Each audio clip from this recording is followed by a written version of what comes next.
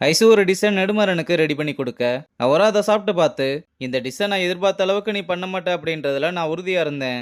ஆனா இதை நீ நல்லாவே பண்ணியிருக்கேன்னு அவளை பாராட்டிட்டு, நீ ப்ரெஷரை ஹேண்டில் பண்றதுல மட்டும் இன்னும் கொஞ்சம் ஃபோக்கஸா இருக்கணும்னு சொல்றாரு. ஐசுவும் சரி எனக்கு கொஞ்சம் ரெஸ்ட் வேணும்னு கேட்டா, அடுத்து நீ ஸ்டார்ச் அப் காம்படிஷன்ல வின் பண்ணிட்டு நல்லா ரெஸ்ட் எடுத்துக்கோன்னு சொல்றாரு.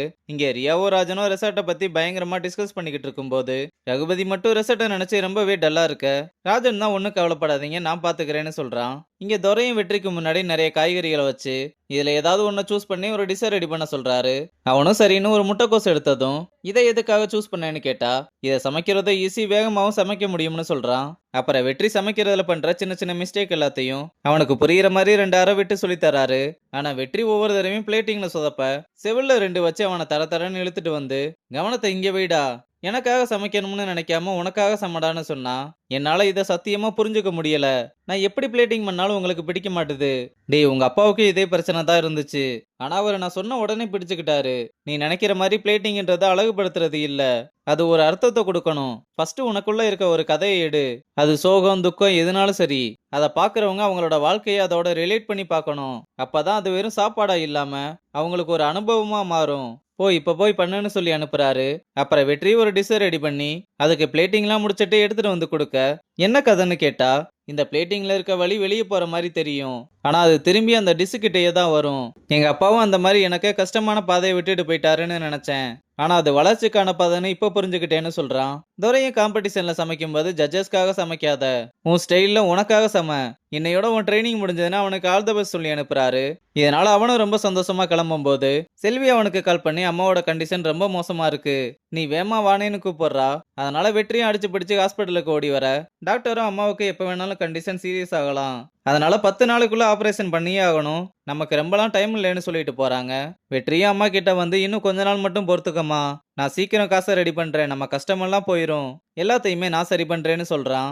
அம்மாவும் சரி என்னை பத்தி யோசிக்காம போட்டியில கவனம் செலுத்துப்பா, நீ கண்டிப்பா ஜெயிச்சே ஆகணும்னு சொல்றாங்க. அப்புறம் துரையும் அம்மாவுக்கு எப்படி இருக்குன்னு கேட்டு விசாரிச்சுட்டு, லெட்டர் கொடுக்கறதுக்கு முன்னாடி இது ஒரு காம்படிஷன் அவ்வளவுதான், ஒருவேளை நீ அதுல தோத்துட்டா உடஞ்சு போய் அப்படியே உட்காந்துடக்கூடாது, இந்த பணம் புகழ் அங்கீகாரம்லாம் ஒரு மயிரும் கிடையாது, நீ சமைச்சதை ஒருத்தர் சாப்பிடும்போது வர சந்தோஷம் இருக்கு பாரு, அதான் புகழ் அங்கீகாரம் எல்லாம்னு லெட்டர்ல சைன் பண்ணி கொடுக்கறாரு. அவனும் நீங்க எனக்கு பண்ண உதவியை நான் சத்தியமா மறக்க மாட்டேன், நான் ஜெயிச்சுட்டு வந்து உங்களை பாக்குறேன்னு சொல்லிட்டு கிளம்புறான். அப்ப கிளம்புனவனை கூப்பிட்டு லாஸ்டா ஒரு அடியை போட்டு அனுப்ப போறாருன்னு பார்த்தா, அவனோட தோலை தட்டி கொடுத்து முத்தம் கொடுத்து அனுப்பி விடுறாரு. இதனால வெற்றியும் ரொம்ப சந்தோஷமா அங்க இருந்து கிளம்புறான். அப்புறம் அக்கா கிட்ட விஷயத்த சொன்னதும், பார்த்து பத்திரமா போயிட்டு வாடா, ஏதாவது காசு வேணும்னா சொல்லு நான் போட்டு விடுறேன்னு ஓவரா பாசமலை பொழிய, அவன் பேரை ரிஜிஸ்டர் பண்ண தான் போறான், அதுக்கே இப்படியான்னு கேட்டா, டேய் வெற்றி பேரை கொடுத்தாலே வெற்றி தான்னு சொல்ல, நம்ம பையனும் இதை கேட்டு ரொம்ப சந்தோஷப்படுறான். அக்காவும் வெற்றிக்கு வாழ்த்துக்கள் சொல்லிட்டு, எவ்வளவு பெரிய இடத்துக்கு போனாலும் அக்காவும் மறந்துடாதான்னு சொல்ல, என்னக்கா இப்படி கேட்ட, உன்ன மறப்பானான்னு கேக்குறான். அப்ப ரம்யாவும் உங்ககிட்ட கொஞ்சம் பேசணும்னு தனியா கூப்பிட்டு, நீ ஸ்டார்ச் அப் காம்படிஷன்ல கலந்துக்க போறது ரொம்ப சந்தோஷமா இருக்கு, ஒழுங்கா செஃப் ஆயிரணும், அப்படி ஆகாம மட்டும் வந்து பாரு உனக்கு அப்ப இருக்குன்னு சொன்னதும், அப்பாடா இப்பதான் எனக்கு பழைய ரம்யாவை பாக்குற மாதிரி இருக்குன்னு சந்தோஷப்பட, அவளும் வெற்றிக்கு ஆல் தி பெஸ்ட் சொல்றா.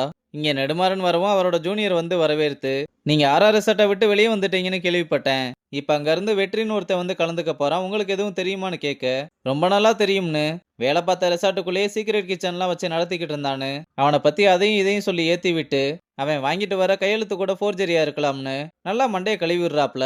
அப்புறம் வெற்றியும் பணியும் ரெஜிஸ்டர் பண்றதுக்கு அங்க வந்து எல்லாரையும் திகச்சு போய் நின்று ஒரு மாதிரி பயத்தோட பாத்துக்கிட்டு இருக்க மாதிரி இந்த எபிசோட முடிச்சிருக்காங்க.